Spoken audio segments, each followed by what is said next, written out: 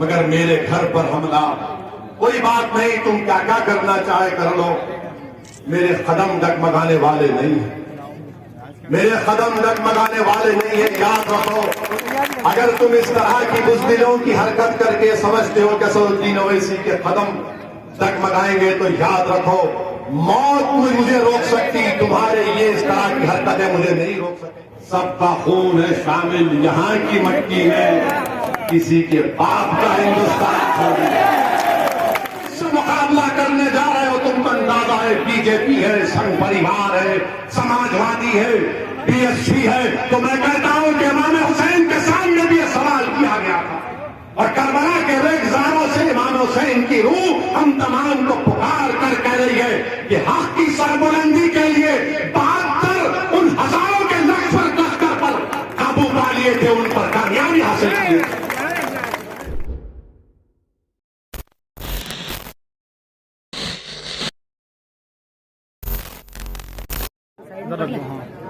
बिस्मिल्लाहिर्रहमानिर्रहीम।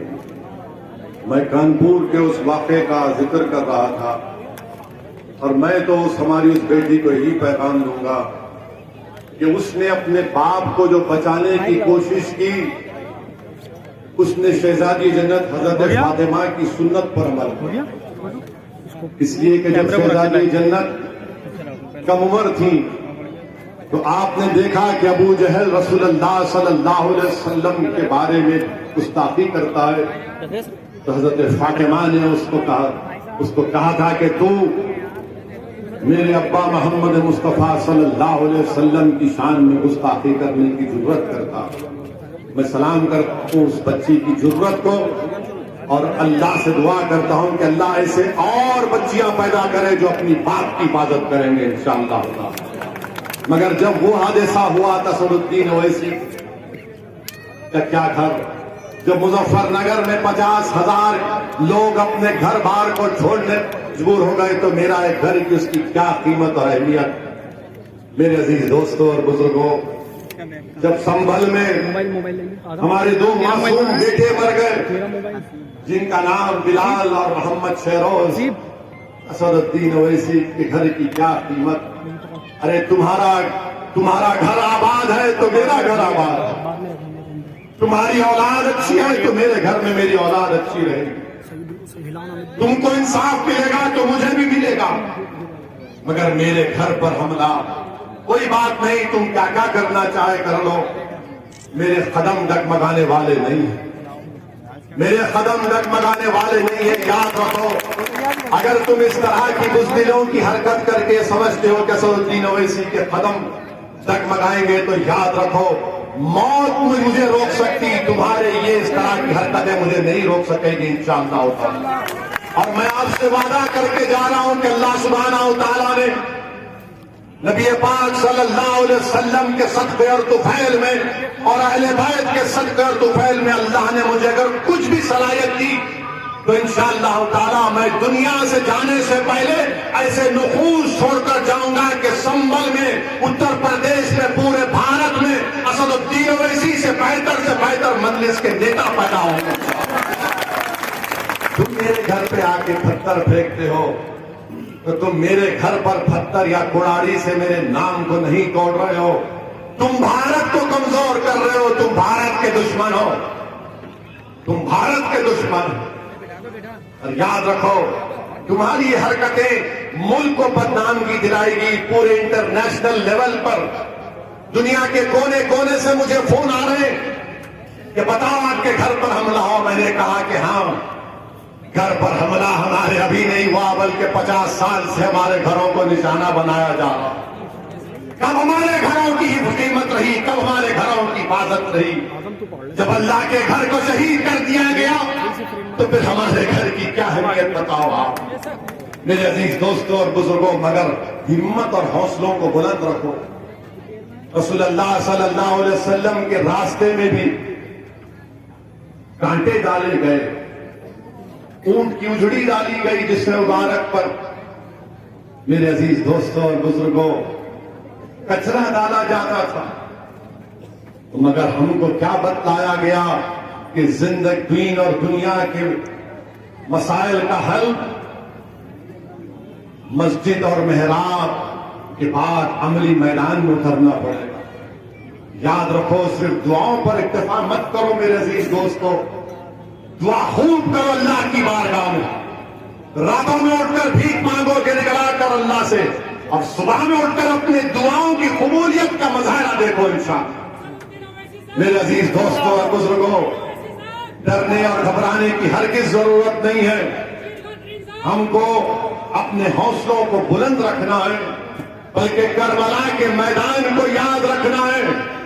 लोग असदुद्दीन ओवैसी से आकर पूछते कि तुम 19% लोगों के इंसाफ की बात कर रहे हो, तुम किससे मुकाबला करने जा रहे हो? तुमको अंदाजा है बीजेपी है, संघ परिवार है, समाजवादी है, बीएसपी है। तो मैं कहता हूं कि इमाम हुसैन के सामने भी यह सवाल किया गया था, और करबला के रेगजारों से इमाम हुसैन की रूह हम तमाम को पुकार कर कह रही है कि हक की सरबुलंदी के लिए 72 उन हजारों के लश्कर पर काबू पा लिए थे, उन पर कामयाबी हासिल की। मेरे अजीज दोस्तों और बुजुर्गों, डरने और घबराने की जरूरत नहीं है, बल्कि यहां पर तो मुझे हमारे मीडिया के लोग भी हमको पूछे, हम बॉबी के घर पे खाना खाए, कबाब भी खिलाए हमको, बोले कि संभल का खास कबाब है। हम बोले ठीक है। यहां पर मुझे हमारे मीडिया के लोग बोले आपके घर पे कल ऐसा हुआ। मैंने कहा देखो, मुझे वो शेर याद आया तो मैं लिख लिया पूरा। राहत इंदौरी मरहूम का शेर, अल्लाह राहत इंदौरी की खबर को नूर से भर दे, अल्लाह उनकी मग़फ़िरत फरमाए। तो राहत इंदौरी ने भी क्या खूब कहा था कि अगर खिलाफ है होने दो। क्या कहा था राहत ने? अगर खिलाफ है होने दो। एक साथ बोलो, मजा आएगा। अगर खिलाफ है जान थोड़ी है, अगर खिलाफ है होने दो, जान थोड़ी है। ये सब दुआ है, ये सब कोई आसमान थोड़ी। राहत इंदौरी ने लिखा था, अब ये उन बुज़दिलों को जो हमारे घरों पर हमला करते हैं, ये उन लोगों के लिए है जो मुखन्निसों की फौज लेकर घर पर आते हैं। तो सुनो, तुम्हारे लिए भी राहत इंदौरी ने कहा था, लगेगी आग, लगेगी आग तो आएंगे घर कई जद में। राहत इंदौरी ने कहा था। अब उन पे केस बुक करना है तो अल्लाह के पास है, जाके लगेगी आग तो आएंगे घर कई जद में।